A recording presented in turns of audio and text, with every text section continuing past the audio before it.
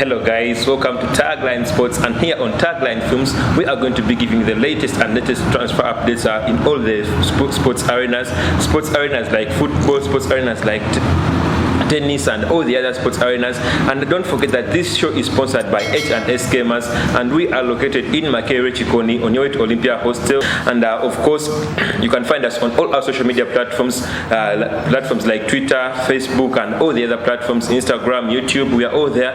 And then on this show, I am Alan Sentonga, and my co-host is Dowie. Dowie, can you please say something to the people? Yeah, thank you so much. My name is Dowie. Thank you for tuning in to our YouTube channel and all our social media platforms. Yes. Thanks for the follow. Yeah, this is the show that is going to give you the best sports news in the world.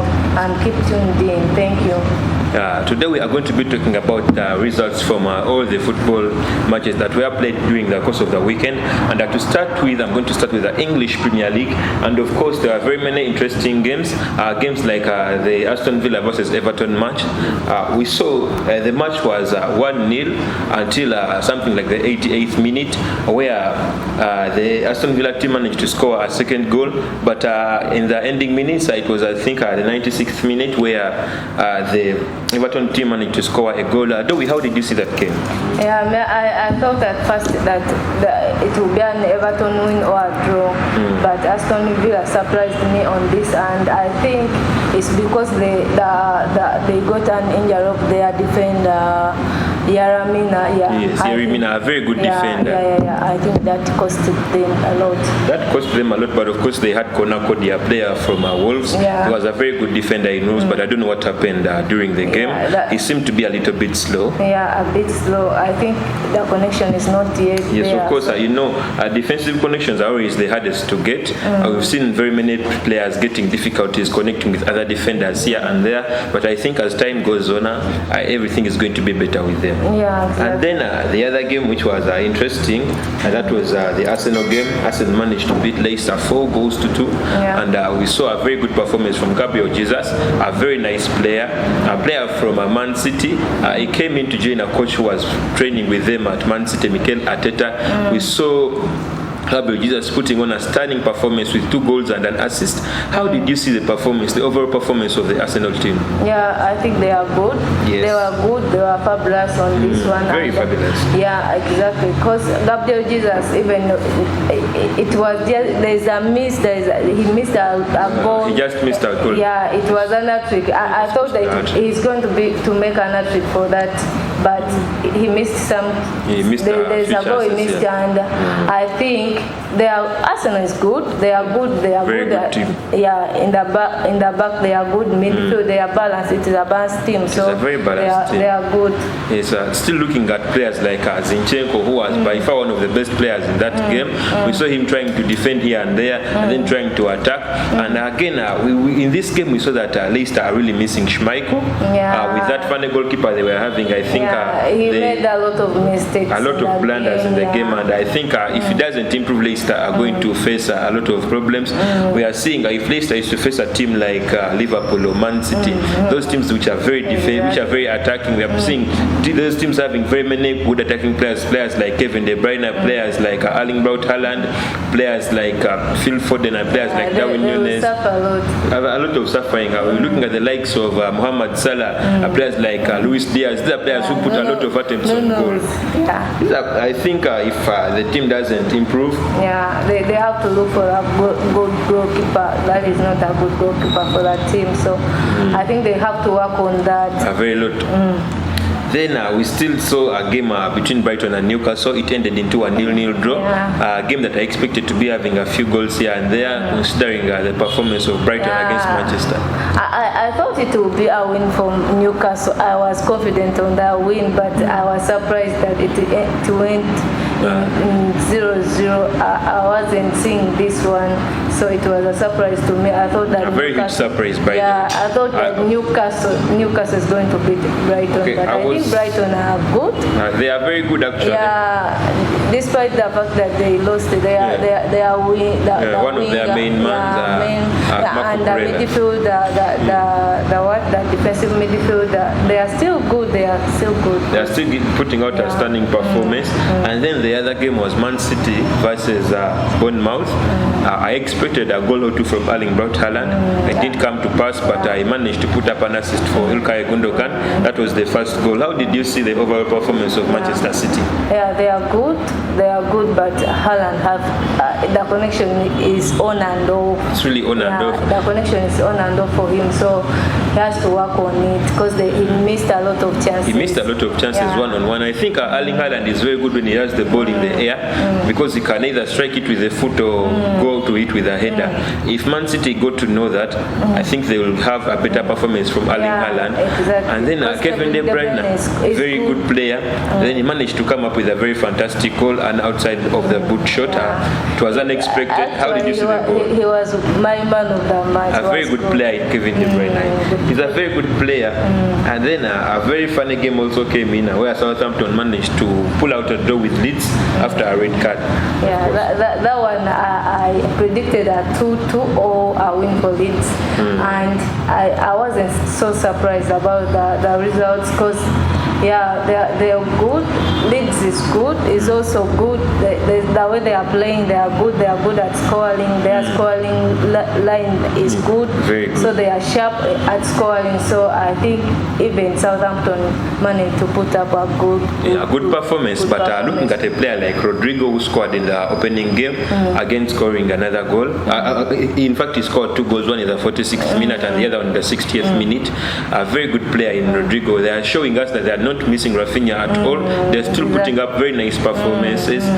But then again, in the Southampton team, the goal by Kyle Walker-Peters was a very, very good goal. At the end of the game, a very good goal from a wing back. I think if he plays better, if he keeps on performing like that, maybe even contesting with Trent Alexander-Arnold at the level he's trying to play right now. Exactly. And then the funniest game of the weekend, Manchester United lost 4-0 to Brentford.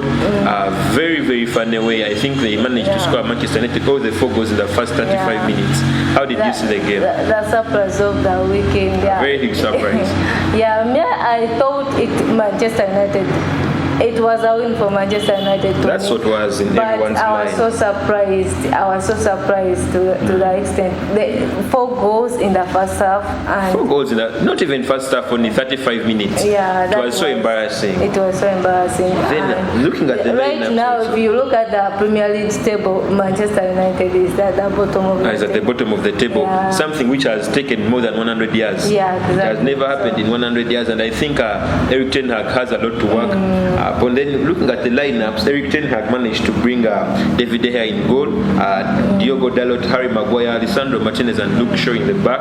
Then in the midfield, we saw him bring Fred and Eriksen. Then he also brought Rashford, Fernandes and Sancho.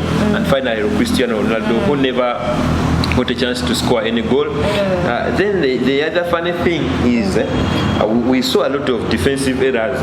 Actually, it was general in the whole team. An error from Christian Eriksen, an error from Cristiano Ronaldo, an error from David De Gea, and again an error from Harry Maguire. We are seeing that all those errors led to the goals that were scored by Brentford. But again, I would like to give credit to the Brentford team because they put in a lot of effort trying to counter-attack here, putting up the high press, and the Manchester United team was really, really defeated. But we saw in the second half that when the coach tried to change a few things here and there, very many things changed. We saw him bringing in players like Tyrell Malaysia, a very good player who tried to put the balls up front. I think in the second half, Manchester United performed really well. Not to their expectations, but if they played well, they would have scored some goals. But they played better than in the first half because you can see. I think the problem is in the midfield. Since the midfield is the engine of the team, so you have to put the midfielders. I think I would again prefer, because I've been talking about this almost every day, that if at all coach can put Rosal Martinez in the midfield, a very good player, he's versatile. Yeah, exactly, and put Harry Maguire, let Harry Maguire combine with Rafa Varane. Yeah, exactly. Yes, because you see Rafa Varane trying to control Harry Maguire in the here, and they are telling him to stay behind. And then we also see Lisandro Martinez not managing to win area duels against players. We saw the goal that Ben scored. It was because of Lisandro Martinez's height, because we saw he was very short, and then Ben was way taller than him. The goal managed to enter. And then the other funny thing about the game, after the match, the coach Eric Ten Hag came out and said that the problem was with the team, because he told them to believe in themselves. But I don't think belief is the only thing that wins games. They still had a lot of things to improve upon, mainly in the coaching side, because you can't start such a team. I think there's no teamwork in the Manchester United. They are really divided. Each other. Because there is the second half, you could see like Eriksson trying to struggle with this midfielder. Scott McTominay. At least they are the only players that can chase the ball in Manchester United. The other one already given up on the game. So I think they have to work on the teamwork in that team, and again they have to make more transfers. The good thing that the transfer is still open, so let them make more people. Let them buy more players. I think they have to work on buying more players and more experienced players, but not just players. That is good. Yeah, exactly. And then again, Manchester United are going to be playing Liverpool on the weekend. It's going to be one of the funniest, because I expect not less than 3 goals, not even 3 goals, not less than 4 goals from Liverpool, considering the fact that Liverpool have scored 9 goals against Manchester United last season, of which they were even way better than they are right now. I think if Manchester United doesn't style up, we are going to see one of the funniest games in this season. I think it is going to be the funniest, but the fans are boycotting. They don't want to watch that game. So I think Manchester United is losing on this one. They have to work on it, because they really have the fans. Then you've lost it all. The money. Actually, the fans are really boycotting that. They do not even want to buy anything from the official store of Manchester United, even from the partners of Manchester United.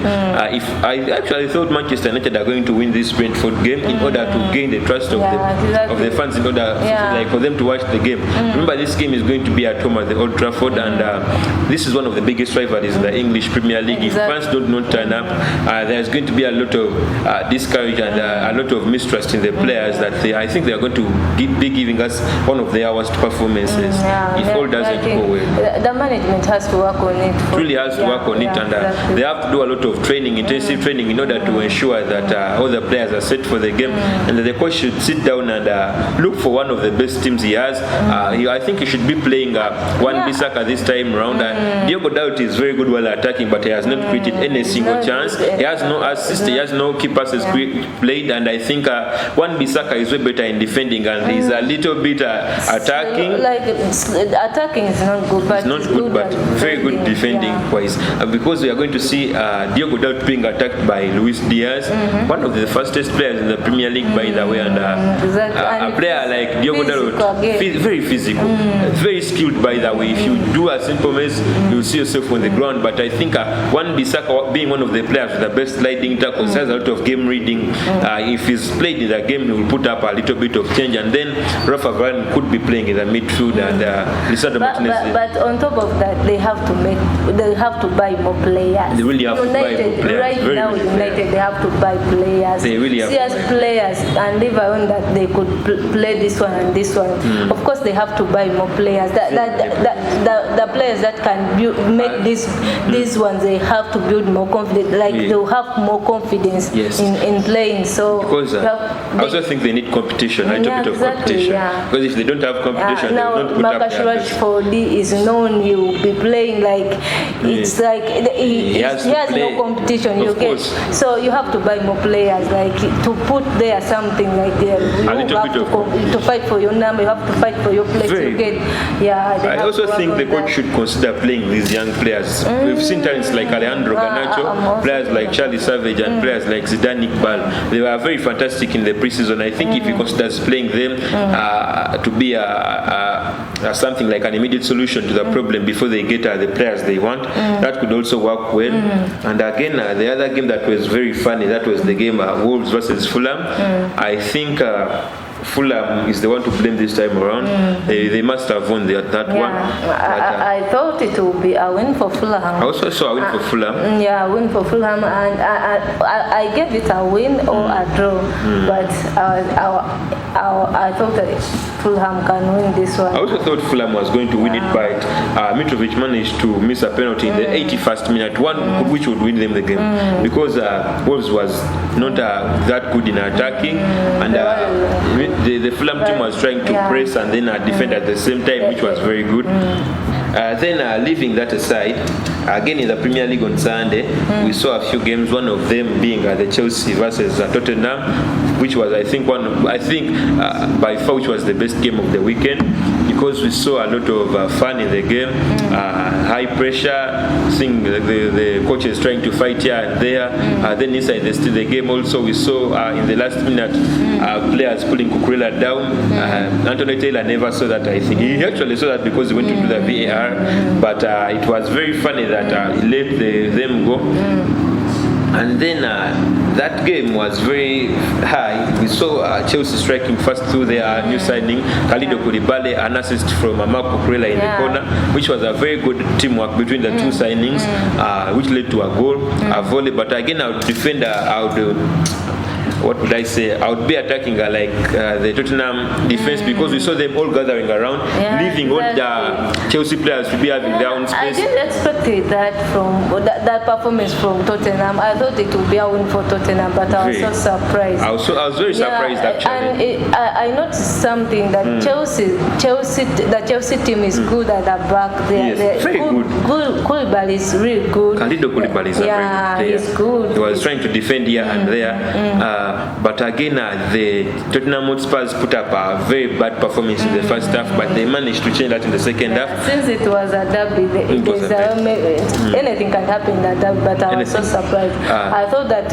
Tottenham will win this one. I also saw a win for Tottenham, considering the way Chelsea struggled to beat Everton. They only managed to win them with but they are still they are not good in the attacking, because their defenders are the one that scored. They are only defenders, because it was an assist from Raheem Sterling, a new signing, to Rich James, who managed to score a goal. But he's a defender again, and the connection is not yet sharp it's not sharp.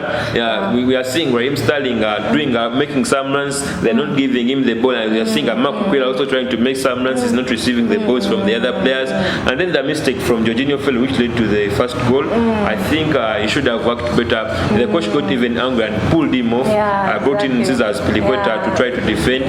Again, we saw another havoc in that second goal, I think, where they first pulled Marco Cucurella down in the box during the first take of the corner. But the referee, Anthony Taylor, went on to allow Tottenham to bring in another corner where Harry Kane managed to score a goal.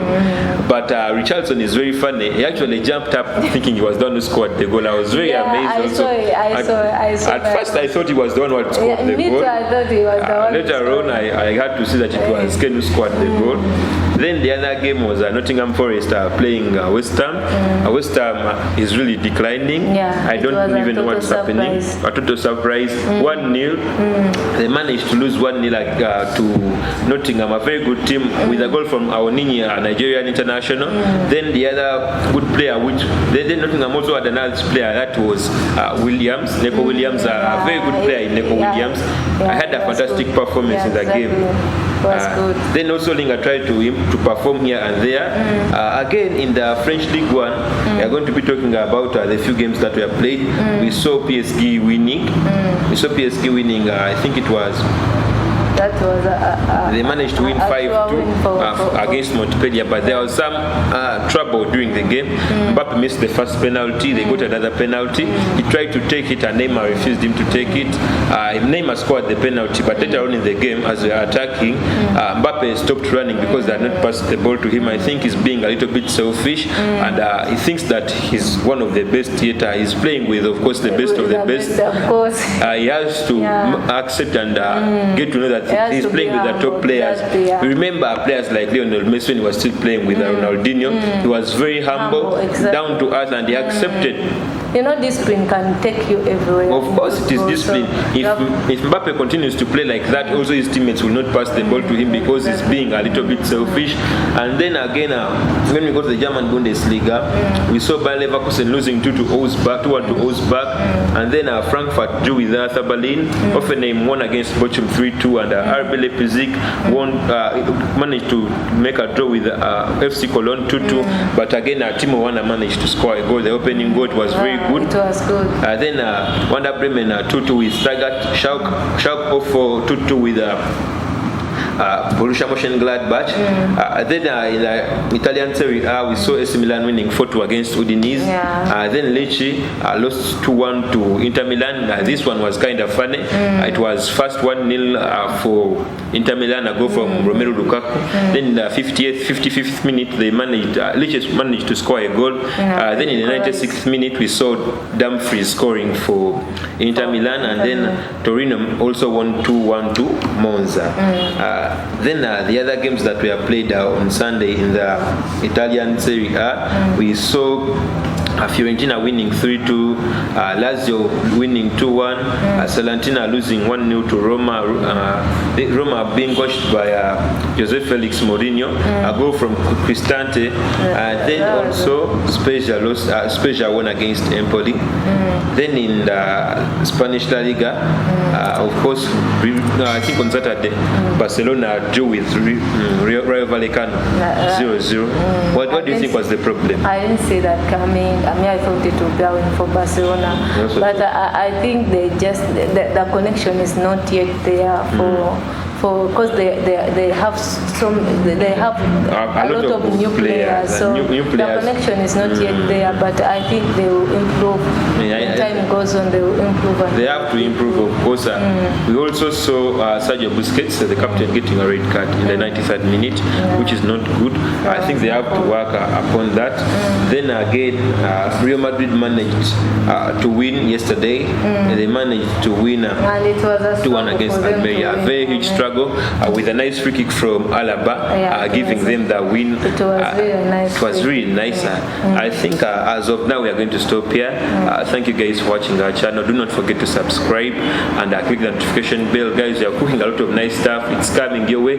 Please share these videos, like them, and always check on us. Thank you.